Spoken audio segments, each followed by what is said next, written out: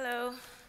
I'm really glad to be here, and thanks, France, for referring to us as a special group, because we're the generation that's least invested in the status quo, so we're most eager to challenge it, which is exactly what we need for education for sustainable development, sorry. So my name is Funmi Oyatogun. Thanks for putting my short name. The long one is really hard to pronounce. But I'm from Nigeria, but I'm currently getting a master's in environment and development at the University of Edinburgh. But the work and the research that I do is focused on Nigeria and Africa at large. So that's the context in which I'm here.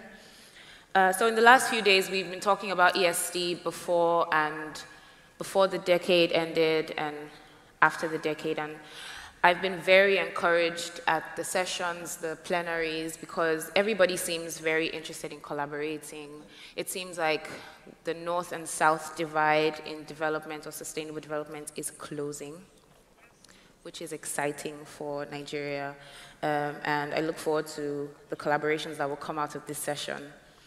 And another thing is the SDGs seem more promising than the MDGs, which is great, because they're more comprehensive, they're definitely more detailed, and we needed something that was more inclusive than the Millennium Development Goals, and so we got the SDGs.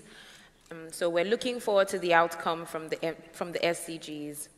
However, there's still some lingering questions and concerns that I have as somebody who is working in a context like Nigeria. And if you don't know anything about Nigeria, Nigeria is rapidly changing every day. There's so many things going on. And it is a concern that something even as comprehensive as the SDGs just might not be able to tackle some of our most challenging sustainable development issues. At the end of the day, it is a policy that was prescribed, and I hope the SDGs don't put us in the same trap that traditional development has put us in, where a one-size-fits-all model is brought down to certain countries and certain contexts and doesn't address the contextual variations and differences within that context. These questions are not new, these concerns are not new, but I think they need to be more pertinent than they already are. Because, for instance, in Nigeria, sustainable development is a very heavy term, comes with a lot of baggage, for lack of a better term. And one camp of people see it as a luxury issue that you address only when you've ticked the hunger box and the health box and the priority areas, like they say. And another group believes that it's anti-development, or it's antagonistic to what the young people, our generation, are looking forward to, what they've been taught is the traditional way of progress and success. So we need to find a way to make it clear that sustainable development is not a luxury issue, and it's also not antagonistic to progress, even though it might be antagonistic to progress as we know it, which is fine, because, again, it's important for us to challenge the status quo. Just a couple weeks ago, a friend told me that, actually two friends, one from Nigeria and one from another country in Africa, they asked me why I was so interested in environmental issues. According to them, if we dealt with HIV and other health issues, we would achieve more quicker.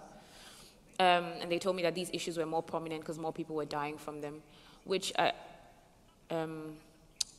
clearly they don't really understand what's going on with the environment then.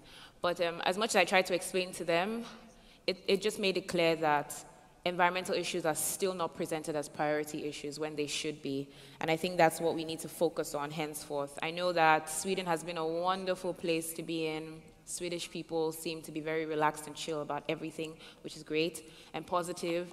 But I know that before the year ends, some of us are going to meet again at another conference or another summit, and we're going to have similar or the same conversations, but I hope we take it a step further and try to tailor them to specific contexts, especially within Nigeria and Africa. Thank you.